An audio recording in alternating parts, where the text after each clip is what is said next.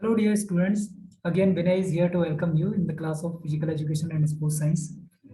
My dear students, जैसा कि आपको मालूम होगा कि हम जो यूजीसी नेट है, यूजीसी नेट की सेकेंड यूनिट को कर रहे थे और सेकेंड यूनिट में हम लोग फिजियोलॉजी की बात कर रहे थे। और फिजियोलॉजी में भी अगर स्पेशली हम लोग बात करें तो पिछली क्लास में हमने मसल्स फाइबर के अरेंजमेंट की बात करी थी, जिसमें पैरेलल मसल फाइबर्स के वगैरह, सर्कुलर मसल फाइबर, ठीक है, ऑब्लिक मसल फाइबर्स। आज हम लोग जो है वो बात करेंगे केमिस्ट्री ऑफ मसल कॉन्ट्रैक्शन।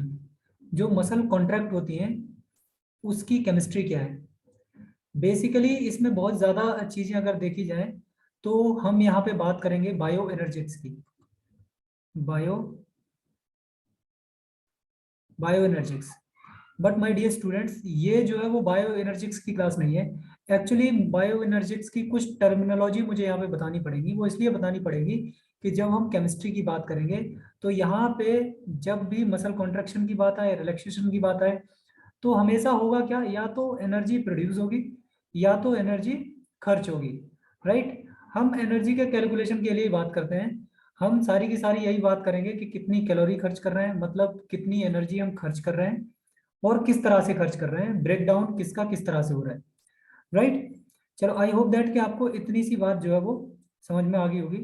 अब हम लोग चलते हैं और जानते हैं बाकी चीज़ों के बारे में। राइट।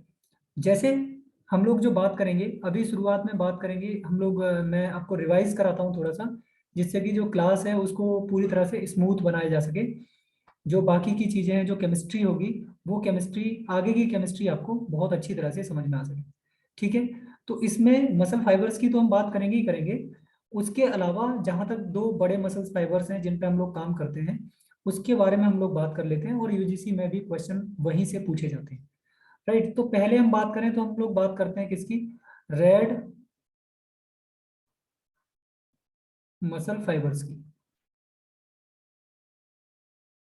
ठीक है। हम लोग किसकी बात करते हैं, रेड मसल फाइबर की। अगर रेड मसल फाइबर में बात करें हम जहां तक, तो उसमें रेड मसल फाइबर में आप एक टर्म याद रखिए, RSO। अगर आप स्पोर्ट्स से जुड़े हैं या फिजिकल एजुकेशन से जुड़े हैं तो आपको regional sports officer, R stand for regional sports officer. अब इसको आपने याद रख लेना है। ठीक है। यहां से मैं कुछ ट्रिक आपको एक बता रहा हूं जिससे कि चीजें आपको याद रह जाएंगी। जो रेड मसल फाइबर है उसी को हम लोग slow Twitch, slow Twitch muscle fibre भी कहते हैं, और इन्हीं को हम लोग ऑक्सीडेटिव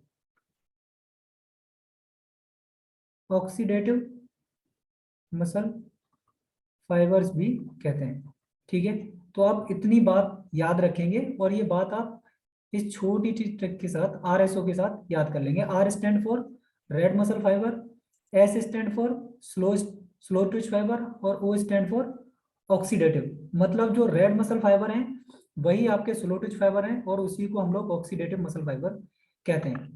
ठीक है। अब इसकी थोड़ी सी कुछ करेक्टरिस्टिक्स देख लीजिए, क्योंकि ये करेक्टरिस्टिक्स आने वाले जो कॉन्सेप्ट हैं उन कॉन्सेप्ट में हमारी मदद करेगी। ठीक है। ये रेड कलर के होते हैं। और ये रेड कलर के क्यों होते हैं इसमें, क्योंकि इनमें एक मॉलिक्यूल पाया जाता है जिस मॉलिक्यूल को हम लोग बोलते हैं मायोग्लोबिन। मायोग्लोबिन मायोग्लोबिन क्या है, मायोग्लोबिन को आप हीमोग्लोबिन की तरह समझिए। जैसे हीमोग्लोबिन क्या करता है, ब्लड में क्या करता है, ये ब्लड में ऑक्सीजन को बाइंड करता है। ठीक है। वहीं अगर हम इसकी बात करें यहाँ पे, तो मायोग्लोबिन का काम क्या है, मायोग्लोबिन ऑक्सीजन को बाइंड करता है किसमें, मसल्स में। ठीक है। तो आई होप दैट कि आपको इतनी छोटी सी चीज जो है वो क्लियर होगी होगी। अब बाकी आगे की चीज को और थोड़ा सा समझिए। और जो रेड मसल फाइबर्स हैं, इन रेड मसल फाइबर की और कुछ करेक्टरिस्टिक्स हैं। जैसे उन करेक्टरिस्टिक्स में ये है कि इसमें लार्ज नंबर ऑफ माइटोकॉन्ड्रिया पाए जाते हैं। Large large number of myoglobins, large number of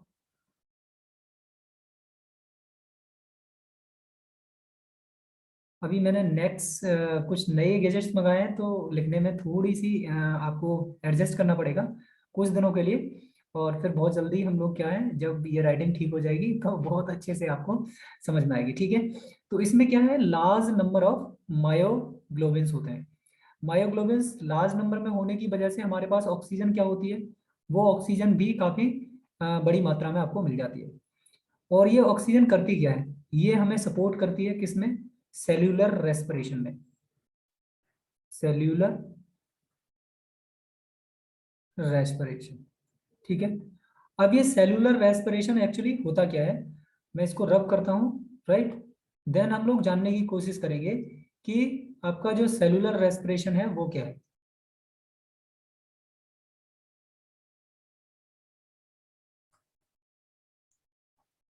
अब आप देखिए, ये जो रेस्पिरेशन है, इसको बेसिकली हम दो पार्ट में डिवाइड करते हैं। कितने पार्ट में डिवाइड करते हैं हम लोग, दो पार्ट में डिवाइड करते हैं, राइट। हम लोग दोनों पार्टों को अलग अलग जो है वो देखेंगे, ठीक है। पहले पार्ट में क्या करते हैं हम लोग, एक्सटर्नल रेस्पिरेशन की बात करते हैं। एक्सटर्नल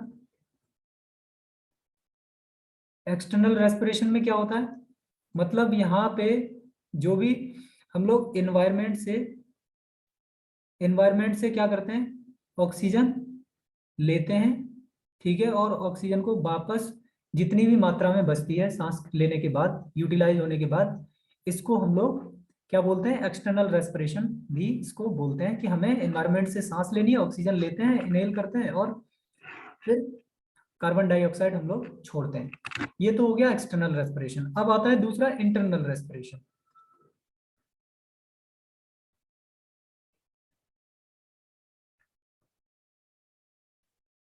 इंटरनल रेस्पिरेशन को हम लोग सेल्यूलर रेस्पिरेशन भी बोलते हैं। सेल्यूलर रेस्पिरेशन, अब क्या होता है कि जैसे फॉर एग्जांपल ऑक्सीजन हमारे ब्लड के थ्रू कहाँ पहुंच गई, सेल्स में पहुंच गई। अब सेल्स क्या करेंगी, सेल को एनर्जी प्रोवाइड करेंगी, ठीक है। किसके थ्रू, कैटाबॉलिज्म के थ्रू। अब जब सेल एनर्जी बनाएगी, राइट, किसके लिए, कोई भी मसल कॉन्ट्रैक्शन करने के लिए, तो वो एनर्जी को जब एटीपी से, जो एटीपी का प्रोडक्शन होता है, एटीपी से जब एनर्जी बनेगी, ठीक है, जो कैलोरीज का एक्सपेंडिचर होगा, उस समय पे क्या होगा, in presence of oxygen, oxygen की प्रेजेंस में वो अच्छी तरह से कैलोरीज वहां पे रिलीज हो पाएंगी। अगर ऑक्सीजन नहीं होगी तो इंस्टीड ऑफ एनर्जी रिलीज के वहां पे लैक्टिक एसिड फॉर्मेशन होगा। ये सिर्फ टर्म आप अब फिलहाल आप याद रखें, ये सिर्फ आपकी जानकारी के लिए टर्म मैं आपको बता रहा हूँ। बाकी जब हम बायो एनर्जिक्स की क्लास करेंगे, जब हम एनर्जी सिस्टम को पढ़ेंगे, तो इनको डिटेल में मैं आपको पढ़ाऊंगा। तो इनमें से मेरे प्यारे बच्चों कोई भी आपका डाउट नहीं रह जाना है, एक भी, ठीक है। तो हम लोग किसकी बात कर रहे थे, सेलुलर रेस्पिरेशन की बात इसलिए मैंने बताई थी, जिससे कि आपको जो हम कॉन्सेप्ट जो भी आगे पढ़ेंगे उस कॉन्सेप्ट को समझने में कोई भी दिक्कत नहीं हो, ठीक है। तो जब इसमें ऑक्सीजन जो है आपका क्या होता है, सफिशिएंट क्वांटिटी में, ठीक है, सफिशिएंट क्वांटिटी में। अब सफिशिएंट क्वांटिटी में अगर हमारे पास ऑक्सीजन मौजूद है, तो आप ये समझ लीजिए कि जो लैक्टिक एसिड फॉर्मेशन है,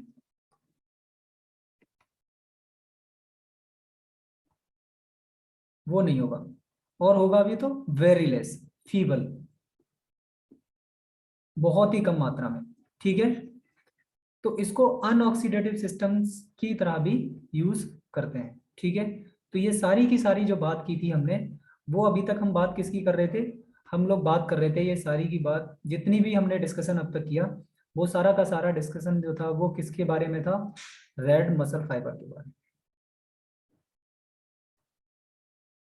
ठीक है। चलिए, बहुत अच्छी। अब हम दूसरा जो मसल फाइबर है, जो हमारे मसल कॉन्ट्रैक्शन में हेल्प करता है, वो है हमारा कौन सा, वाइट मसल फाइबर। तो हम लोग वाइट मसल फाइबर के बारे में बात करेंगे। White muscle fibre, white muscle fibre को अगर आप देखोगे, तो वाइट मसल फाइबर की प्रॉपर्टीज भी हम लोग यहाँ पे अभी डिस्कस करेंगे, जिससे सारे के सारे जो कंफ्यूजन है आपके, वो यहाँ पे क्लियर हो जाने, राइट। चलिए, तो अगर जैसे व्हाइट मसल फाइबर देखेंगे, अभी जो हमने पढ़ा रेड मसल फाइबर्स में, उनका लगभग आप ऑपोजिट करते जाइए। क्या करते जाइए? लगभग। ठीक है।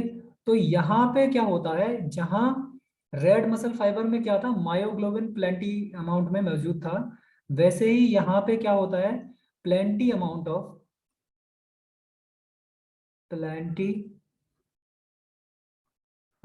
ऑफ क्या बचता है यहाँ पे, ग्लाइकोजन। ठीक है, यहाँ पे ग्लाइकोजन जो होता है वो बहुत बड़ी मात्रा में प्रेजेंट होता है। और इसमें दूसरा ये कह सकते हो आप, लिटिल और वेरी फ्यू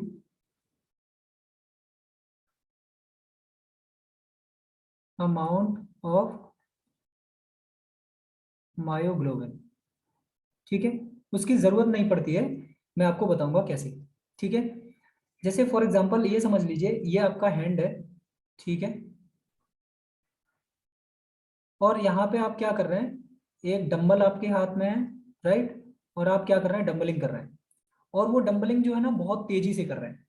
अब उस काफी तेजी से जब आप करेंगे, जैसे आपने 10 सेकंड के लिए किया, 20 सेकंड के लिए किया, तो आप मुझे सिंपल एक बात बताइए, क्या ऐसा हो सकता है कि जो एक्सटर्नल रेस्पिरेशन है, ठीक है, क्या एक्सटर्नल रेस्पिरेशन है, वहां से ऑक्सीजन यहाँ तक पहुंच जाए 10 सेकंड में? ऐसा तो नहीं होता, राइट। हाँ बेटा, नहीं, वो ब्लड की बात हो रही है। ब्लड जो है हमारी लगभग पूरी बॉडी में हेड टू टो तक आप बोल सकते हैं, तो वो सर्कुलेशन होने में सिक्स कितने लगाता है, 16 सेकंड लगाता है। ठीक है, वो बात की बात है, हम लोग उसमें बात करेंगे, डोंट वरी अबाउट इट। ठीक है, अभी जिसकी बात हो रही है उसकी बारे में बात करेंगे। अभी हम लोग किसकी बात कर रहे हैं, हम लोग मसल कॉन्ट्रैक्शन की जो मैकेनिज्म है, केमिकल मैकेनिज्म है, उसके बारे में बात कर रहे हैं। ठीक है, या वेरी नाइस। तो हम लोगों ने क्या बात की कि इसमें प्लेंटी अमाउंट ऑफ क्या होता है, ग्लाइकोजन मौजूद होता है। ग्लाइकोजन एक तरह से आप बोल सकते हो कि सिंपलेस्ट फॉर्म है एनर्जी की, जिसको तुरंत हम सडन एक तरह से यूज कर सकते हैं। तो इसमें क्या होगा, इसमें वो एक्टिविटी होंगी एनारोबिक टाइप की एक्टिविटी, एनारोबिक एक्टिविटीज।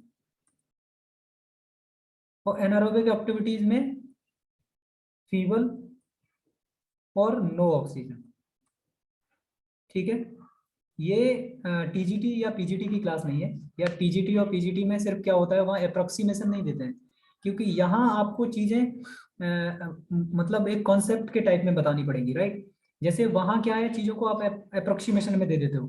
जैसे फॉर एग्जाम्पल कुछ इस तरह समझिए आप, जैसे एग्जाम्पल के लिए हम लोग बोलते हैं ऑक्सीजनेटेड ब्लड, ऑक्सीजनेटेड ब्लड, ठीक है, और डीऑक्सीजनेटेड ब्लड।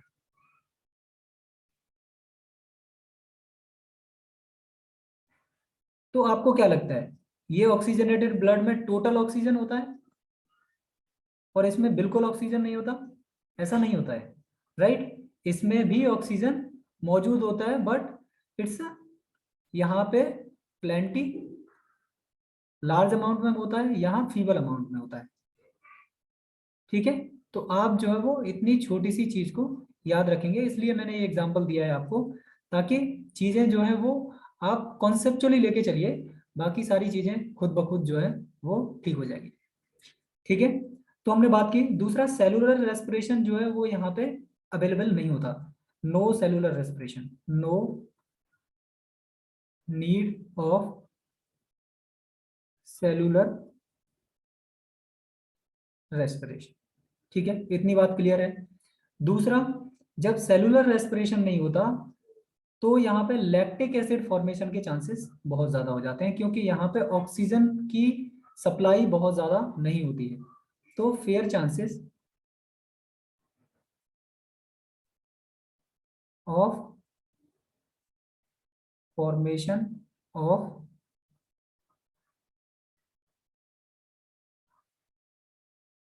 Lactic acid. ठीक है, इतनी सी बात हो गई लैक्टिक एसिड के बारे में। अब दूसरी बात यह है कि अगर लैक्टिक एसिड फॉर्मेशन हो रहा है, तो आप मुझे सिंपल बात बताइए कि अगर जहां लैक्टिक एसिड फॉर्मेशन होगा तो वहां पे क्विक क्विक फटीग नहीं आएगी क्या? तो क्या होता है इसमें, बहुत जल्दी क्या हो जाती है, वो थकावट आती है। अच्छा, ये थकावट के बारे में कभी कभी क्वेश्चन पूछ लेता है कि अगर हम बहुत ही स्ट्रेनियस ट्रेनिंग कर रहे हैं, क्या कर रहे हैं, बहुत तेजी से ट्रेनिंग कर रहे हैं, उस तेजी से ट्रेनिंग के टाइम में हमें जो थकावट होती है, क्या वो लैक्टिक एसिड की फॉर्मेशन की वजह से होती है? क्या हमें वो थकावट लैक्टिक एसिड के फॉर्मेशन से होती है? जल्दी से बताइए तो सही। एग्जैक्टली, वेरी वेरी नाइस गौरव। हमने पहले ये पढ़ रखा है कि जो फटीग है,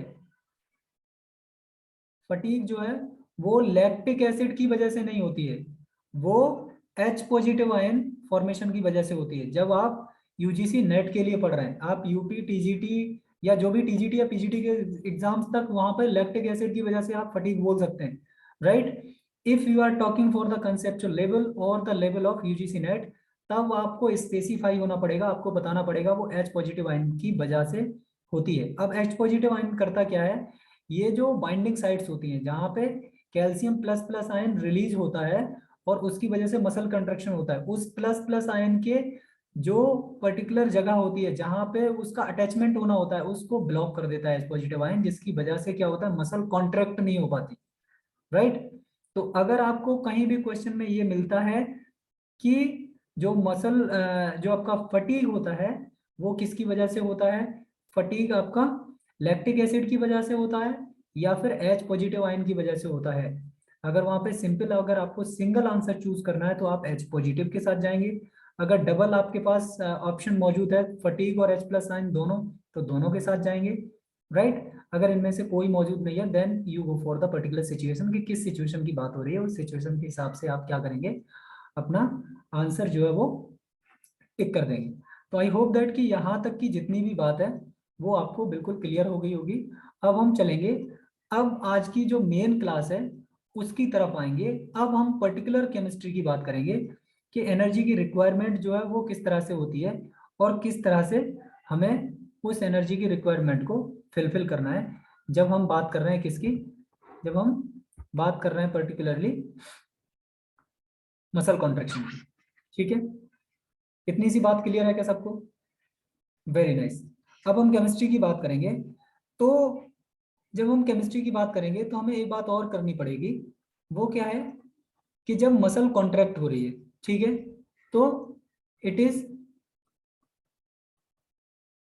अ need of energy, energy to contract the muscle.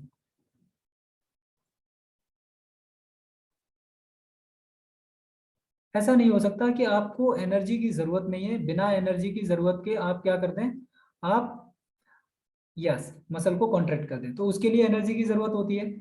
अब उसमें भी क्या होगा कि जो माइटोकॉन्ड्रिया होते हैं आपके, तो एनर्जी आएगी कहाँ से, जैसे फॉर एग्जांपल, जैसे हमने अभी थोड़ी देर पहले इसकी बात करी थी कि ये समझ लीजिए ये आपका हाथ है, राइट, ये क्या है आपका, हैंड है, ठीक है, या फिर ये आपका लेग है। अब इस हाथ में क्या करना है, आपने जब यहाँ पे ढेर सारे माइटोकॉन्ड्रिया वगैरह ये ऐसे करके मसल्स में रहते हैं, मायोग्लोबिन या ग्लाइकोजन, सारी की सारी चीजें ऐसे मसल्स में मौजूद हैं यहाँ पे, राइट। अब क्या होगा, जैसे ही इसको मसल को कॉन्ट्रैक्ट करना है, तो यहाँ पे माइटोकॉन्ड्रिया जो है वो एटीपी के ब्रेकडाउन से एनर्जी को प्रोवाइड करा देगा, राइट। अब वो कैसे प्रोवाइड कराएगा उसकी हम लोग बात करेंगे अभी। तो माइटोकॉन्ड्रिया कहाँ बने रहते हैं, they lying close to the actin और मायोसिन फिलामेंट। हमने पिछली बार में भी बात करी थी कि जो एक्टिन और मायोसिन फिलामेंट हैं, कौन से फिलामेंट हैं, एक्टिन एंड मायोसिन फिलामेंट, ये कौन से हैं, ये मसल कॉन्ट्रैक्शन के filament, both helps in muscle contraction.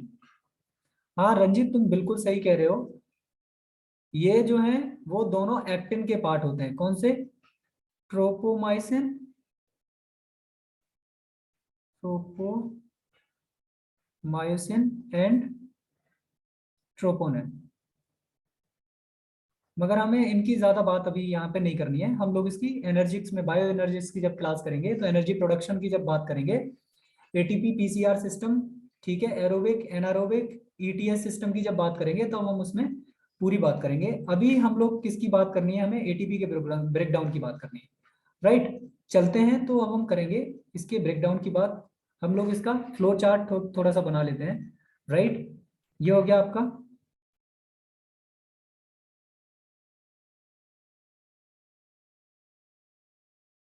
Okay, alright. तो ये क्या है, ये आपका एटीपी हो जाएगा यहाँ पे। फिर एटीपी का ब्रेकडाउन करेंगे हम लोग।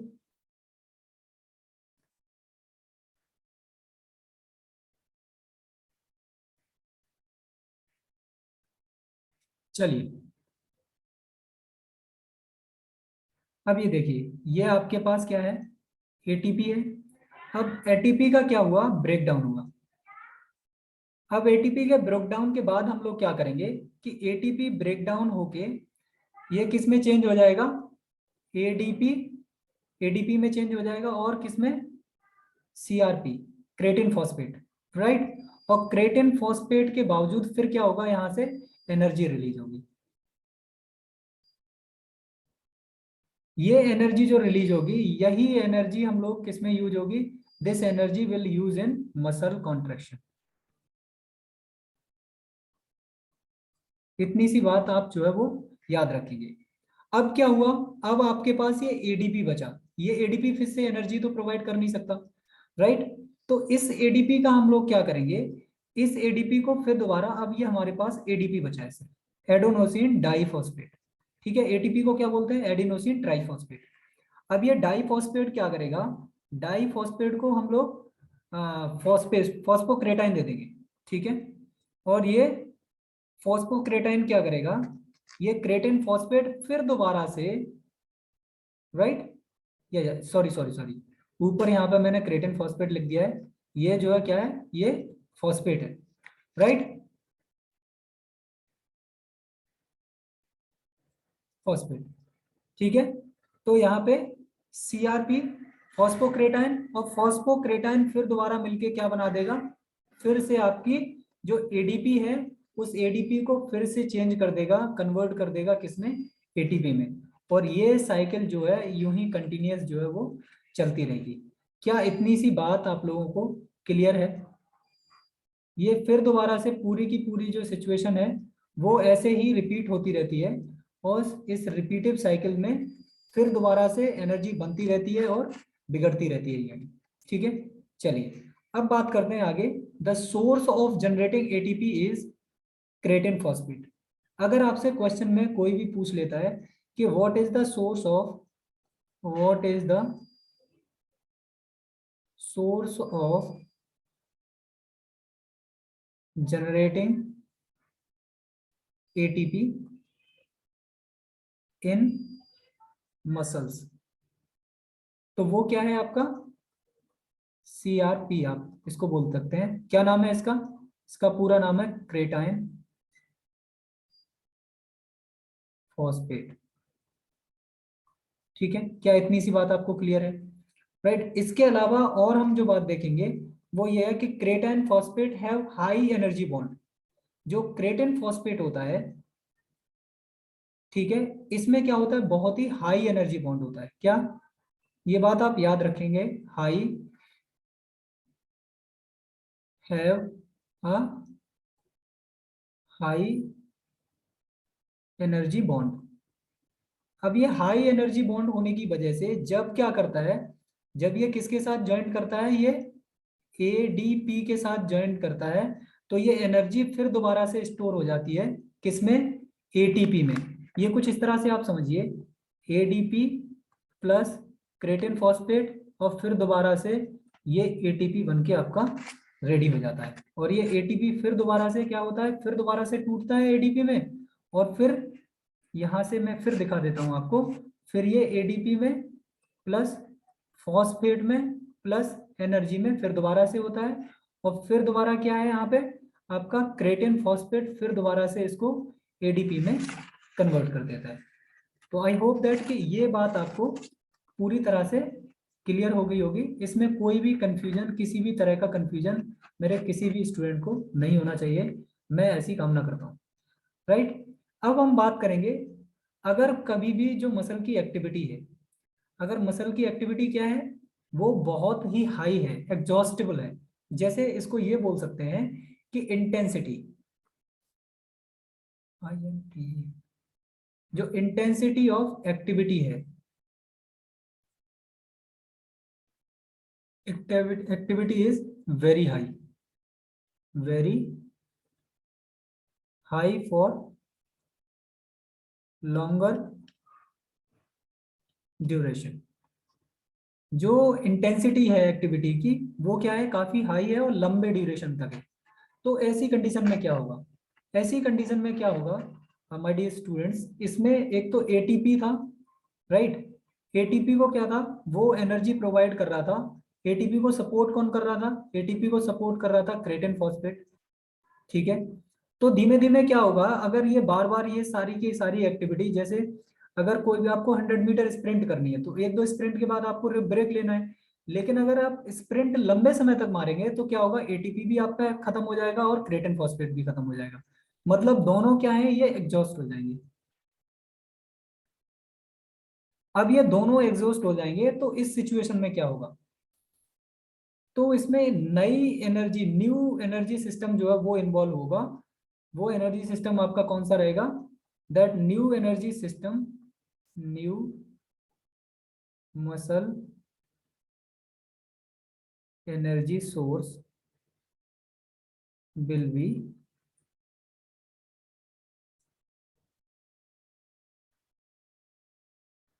Glucose metabolism.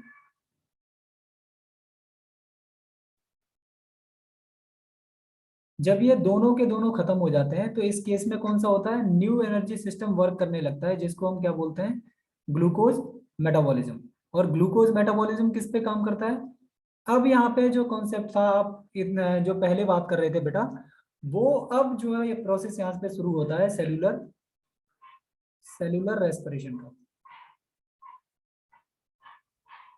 क्योंकि जब ऑक्सीजन हमारे पास मौजूद नहीं है, बाकी एनर्जी एटीपी मौजूद नहीं है, ठीक है, क्रेटिन फॉस्फेट उस अमाउंट में मौजूद नहीं है जिस अमाउंट में होनी चाहिए, तो इसमें क्या करते हैं, सेलुलर रेस्पिरेशन के थ्रू जो भी हमें ऑक्सीजन चाहिए होती है वो, और सब ब्लड सर्कुलेशन के थ्रू जो भी हमें एनर्जी चाहिए होती है दूसरे पर्टिकुलर प्लेस पे जहाँ पे हम यूज कर रहे हैं, तो वहां पे एनर्जी का ट्रांसपोर्टेशन किया जाता है। और वो किस किन किन प्रोसेस के थ्रू होगा, हम लोग उसकी बात अभी यहाँ पे करने वाले हैं, राइट। तो उसमें कौन से सिस्टम रहेंगे, उसमें बेसिकली 4 इंपॉर्टेंट सिस्टम्स यूज। और वो कौन कौन से सिस्टम्स यूज होने वाले हैं, मैं चारों सिस्टम के लिए कुछ पार्ट्स आपके लिए ड्रॉ कर देता हूँ।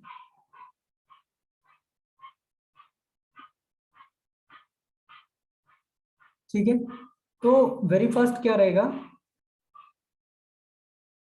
चलिए पहले देखिए, दैट इज रहेगा ग्लाइकोलिसिस।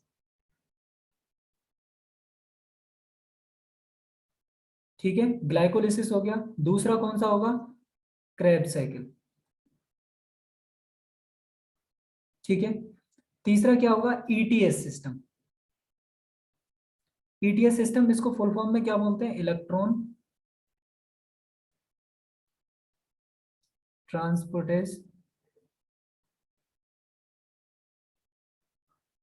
Transportation system. ठीक है, then fourth one is the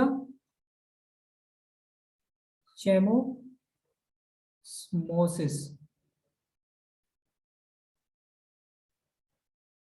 कीमोस्मोसिस। ठीक है, ये चारों के चारों सिस्टम जो है वो धीमे धीमे यूज होंगे।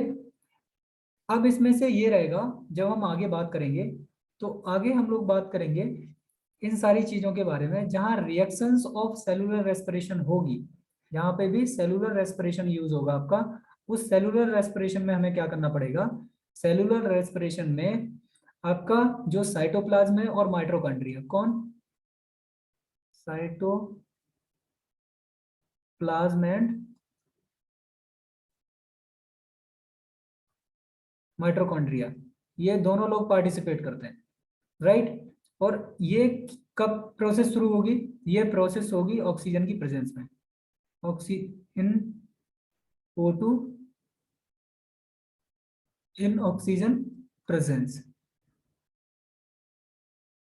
ठीक है, ऑक्सीजन की प्रेजेंस में ये सेलुलर रेस्पिरेशन होता है। Cellular respiration need oxygen spend to the muscle fibres by the haemoglobin and RBC, right. चलिए, मायोग्लोबिन एक्चुअली क्या होता है, एक पिगमेंट बाइंड करता है ऑक्सीजन में, जिसको हम क्या बोलते हैं, मायोग्लोबिन। ये ऑक्सीजन को बाइंड करके रखता है। जैसे कि मैंने आपको पहले बताया आपको कि जैसे आपका हीमोग्लोबिन ऑक्सीजन को बाइंड करके रखता है, वैसे ही मसल्स में ये क्या करता है, ये ऑक्सीजन को बाइंड करके रखता है। रेड मसल फाइबर्स रेड क्यों होते हैं, क्योंकि उनमें मायोग्लोबिन्स होते हैं जिनमें ऑक्सीजन की प्रेजेंस होती है, राइट। आई होप दैट कि आप इतने पूरे के पूरे कॉन्सेप्ट को पूरी तरह से अच्छी तरह से याद रख पा रहे हो। अब हम लोग बात करेंगे एनारोबिक रेस्पिरेशन के बारे में, क्योंकि एनारोबिक रेस्पिरेशन जो है वो काफी इंपॉर्टेंट हमारे लिए इसलिए हो जाता है क्योंकि एनारोबिक रेस्पिरेशन वही एक वजह है जो सबसे ज्यादा रिस्पॉन्सिबल है किसके लिए, लैक्टिक एसिड फॉर्मेशन के लिए।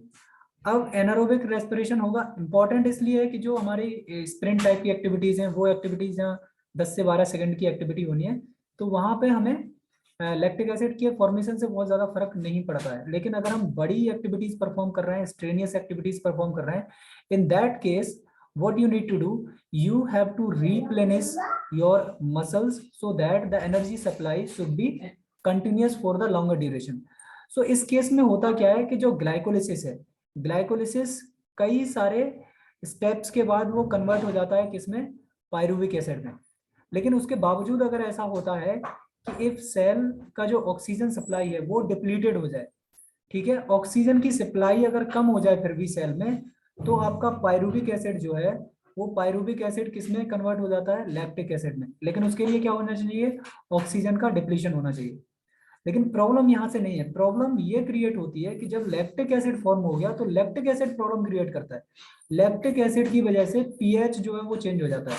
पीएच चेंज हो जाता है तो ब्लड में जो एच पॉजिटिव आयंस हैं या फिर जो कॉन्ट्रैक्शन की साइड है, मसल कॉन्ट्रैक्शन की साइड है, वहां पे एच पॉजिटिव आयंस की जो नंबर्स हैं वो बढ़ जाते हैं, जिससे पीएच चेंज हो जाता है। उसकी वजह से क्या होता है, आपका जो मसल कॉन्ट्रैक्शन है उसमें या तो लेट लतीफी होती है या फिर आप डिले कह सकते हैं, या रिस्पॉन्स डिले होता है। क्यों, क्योंकि जो सिग्नल जो एच पॉजिटिव आयन पे जो कैल्शियम को डबल पॉजिटिव पहुंचना था वो नहीं पहुंच पाता, क्योंकि एच पॉजिटिव आयन उसकी साइड्स को ब्लॉक करके रखता है, राइट। तो उसकी वजह से ये सारी की सारी जो प्रॉब्लम्स हैं वो क्रिएट होती हैं। अब रही बात इसकी पायरुविक एसिड फॉर्मेशन की, तो ये क्रेब्स साइकिल का हिस्सा है। जब हम क्रेब्स साइकिल पढ़ेंगे तब डिटेल में इसके बारे में बात करेंगे, राइट। तो आई होप दैट कि आपको ये इतनी चीज तो क्लियर हो गई होंगी। बाकी कुछ कुछ थोड़े से फैक्ट और हैं, वो इसके बारे में पढ़ेंगे हम लोग, और पढ़ के आज की क्लास को खत्म करें। अभी हम जो आज का एक लास्ट टॉपिक रह गया है, उस लास्ट टॉपिक के बारे में बात करेंगे, दैट इज सेलुलर रेस्पिरेशन। अब वो सेलुलर रेस्पिरेशन जो है वो किस तरह से होता है, इस सिर्फ एक स्लाइड में हम लोग बाइंड करके पूरी क्लास को खत्म कर लेंगे, राइट। अब जब सेलुलर रेस्पिरेशन की बात आती है तो हमें किसकी बात करनी पड़ेगी, हमें बात करनी पड़ेगी एनर्जी की, ठीक है। जब एनर्जी यहाँ से प्रोड्यूस होगी, और एनर्जी किस तरह से होगी, एनर्जी आपकी क्रेटाइन, PO4 और फॉस्फोक्रेटाइन, इसी की हम लोगों ने पहले भी बात करी थी। ये आप इस तरह से यहाँ इसको दिखा सकते हैं, और ये फिर दोबारा से क्रेटाइन के पास फिर दोबारा से घूम के आ जाएगी। ऐसे ही जब इस एनर्जी की फॉर्म को हम लोग दो तरह से दिखा सकते हैं, या तो फ्लो इस तरह से हो सकता है या फिर फ्लो इस वाली डायरेक्शन में होगा, राइट। एक वो कंडीशन है जहां पे आपको ऑक्सीजन की प्रेजेंस बहुत ज्यादा मौजूद नहीं है, राइट। दूसरे में प्रेजेंस जो है वो मौजूद है, जहां पे क्या होगा, आपकी ATP से PO4 ADP और एनर्जी फॉर्म होगी, और इस एनर्जी को फिर दोबारा रीसिंथेसाइज करके हम लोग क्या कर सकते हैं, फिर दोबारा से ATP बना सकते हैं। डिक्रीजिंग सप्लाई ऑफ ऑक्सीजन, अगर ऐसा होता है तो इस कंडीशन में क्या होगा, अगर ऑक्सीजन की सप्लाई जो है वो कम हो जाए तो इस कंडीशन में लैक्टिक एसिड फॉर्म होगा। लैक्टिक एसिड फॉर्म होने की वजह से जो पीएच है वो इंक्रीज होगा, राइट। पीएच इंक्रीज होने की वजह से ब्लड में जो भी टॉक्सिन्स होंगे उन टॉक्सिन्स को क्या करेगा, वो ब्लड रिमूव कर लेगा। जो हमारी एक मसल है, ठीक है, जैसे ये मसल है और इस मसल में यहाँ पे कुछ टॉक्सिन्स मौजूद हैं, इन टॉक्सिन्स को क्या करेगा, जो आपका ब्लड है वो ब्लड कैरी करके कहाँ पे पहुंचा देगा, जल्दी से आप मुझे इसका आंसर दें, ये किस जगह पे जाएगा, राइट। जैसे फॉर एग्जांपल ये क्या है, ये आपकी मसल है, राइट, मसल है, ओके, ये आपकी मसल है। तो यहाँ पे लैक्टिक एसिड फॉर्म हो रहा है, ठीक है, लैक्टिक एसिड फॉर्म हुआ, लैक्टिक एसिड की वजह से पीएच की वैल्यू बढ़ गई, और यहाँ पे जो टॉक्सिक मटेरियल है, कौन सा, जो आपका टॉक्सिक मटेरियल है उसको कौन करेगा, ब्लड, ब्लड क्या करेगा, उसको रिमूव करेगा, और रिमूव करने के बाद वो कहाँ भेज देगा, लिवर में भेज देगा। तो अगर कोई भी आप स्ट्रेनियस एक्सरसाइज कर रहे हैं जिसमें लैक्टिक एसिड फॉर्म हो रहा है, लैक्टिक एसिड फॉर्म हो रहा है, तो आपको ये कोशिश करनी है कि इस लैक्टिक एसिड को फॉर्म नहीं होने देना है। अगर आप स्ट्रेनियस एक्सरसाइज करेंगे और सफिशिएंट अमाउंट में एनर्जी अगर नहीं लेंगे तो आपके लिवर को काफी ज्यादा परेशानी उठानी पड़ सकती है, राइट। तो लिवर क्या करता है, लिवर आपका उस जो लैक्टिक फॉर्मेशन हुई है उस लैक्टिक एसिड को फिर दोबारा से रीसिंथेसाइज करके फिर दोबारा से एनर्जी में कन्वर्ट कर देता है, ठीक है। तो ये सारा कुछ था मसल कॉन्ट्रैक्शन के बारे में, कि किस तरह से जो हमारी मसल कॉन्ट्रैक्शन है उस मसल कॉन्ट्रैक्शन की केमिस्ट्री किस तरह से रहेगी, ठीक है। इसमें इस पूरे की पूरी क्लास में हम किसकी बात कर रहे थे, we were talking about the chemistry of muscle contraction, chemistry of muscle contraction. तो मसल कॉन्ट्रैक्शन की केमिस्ट्री हम लोगों ने खत्म कर लिया। आगे हम लोग जल्दी ही कुछ एनर्जी कुछ सिस्टम्स पढ़ेंगे बचे हुए, क्योंकि उन सिस्टम्स की हमें जरूरत पड़ेगी जब हम बायो एनर्जिक्स को पढ़ेंगे, क्योंकि वहां हमें एडेप्टेशन के जो प्रोसेस हैं उनको भी साथ साथ ही पढ़ते हुए चलेंगे, ठीक है।